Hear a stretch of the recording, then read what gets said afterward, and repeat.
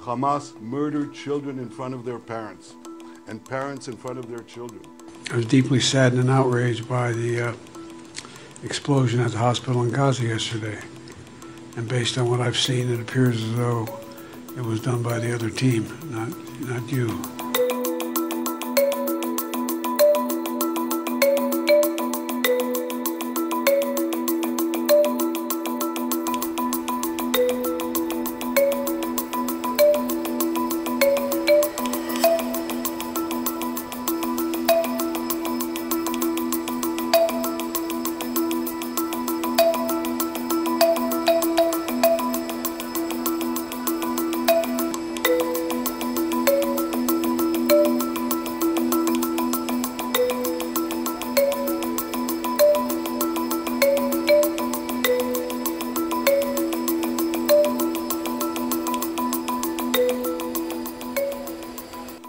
Mr. President, Joe, I want to thank you for coming here today and for the unequivocal support you have given Israel during these trying times, a support that reflects the overwhelming will of the American people.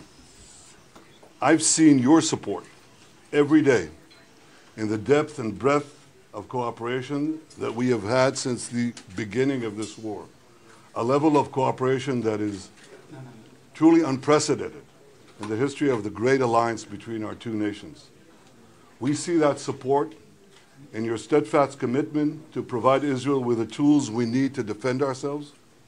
We see that support in the clear message you've sent our enemies not to test our resolve, and in the 2 American carrier battle groups that you sent to the region to back up those words with action.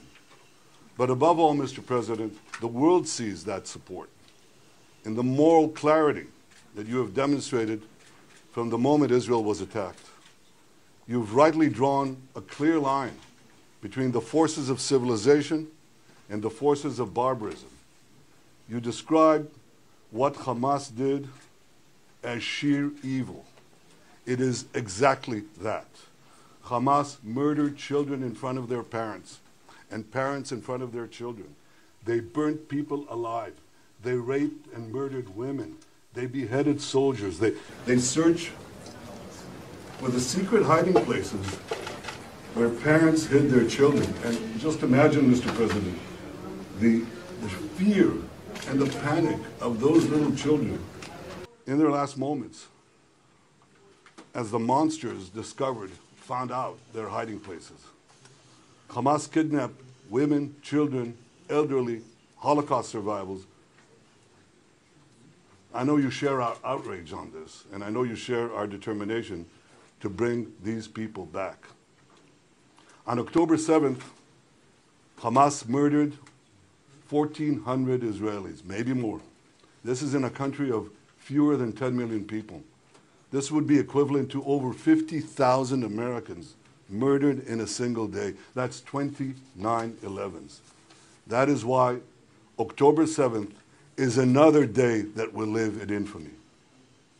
Mr. President, you rightly said that Hamas is worse than ISIS. Mr. President, for the people of Israel, there's only one thing better than having a true friend like you standing with Israel, and that is having you standing in Israel. Your visit here is the first visit of an American president in Israel at a time of war. It is deeply, deeply moving. I wanted to be here today for a simple reason. I want the people of Israel, the people of the world, to know where the United States stands. I've had my great Secretary of State here. He's been here for a lot, but I wanted to personally come and make that clear. Terrorist group Hamas has slaughtered, as has been pointed out, over 1,300 people. And it's not hyperbole to suggest slaughtered,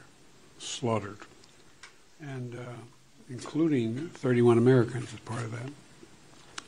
And they've taken scores of people hostage, including children. You said, imagine what those children hiding from Hamas were thinking. It's beyond my comprehension to be able to imagine what they're thinking. Beyond my comprehension. They're committed evils that and atrocities that make ISIS look somewhat more rational. You know, Americans are grieving with you. They really are. And Americans are worried. Americans are worried because we know this is not an easy field to navigate, what you have to do. But the fact is that Israel, as they respond to these attacks, it seems to me that have to continue to ensure that you have what you need to defend yourselves. And we're going to make sure that occurs, as you know. And we have to also bear in mind that Hamas does not represent all the Palestinian people. And it has brought them only suffering. I was deeply saddened and outraged by the explosion at the hospital in Gaza yesterday. And based on what I've seen, it appears as though it was done by the other team, not you. But there's a lot of people out there not sure. So we've got to overcome a lot of things. And it also means encouraging life-saving capacity to help the Palestinians who are innocent, caught in the middle of this. And well, at any rate, that's who we are. Not just me, but I mean that's who the United States is. And it's just not the example of our power; it's the power of our example. It's almost as important. The world's looking. Israel has a value set like the United States does, and other democracies, and they're looking to see what we're going to do. So, Mr. Prime Minister, I'm very happy to be back in Israel with you. Thank you for having me, and I'm looking forward to having a thorough discussion about where everybody goes from here. But thank you, and I want to say to the people of Israel, their courage, their commitment, their bravery is stunning. It's really stunning. I'm proud to be here.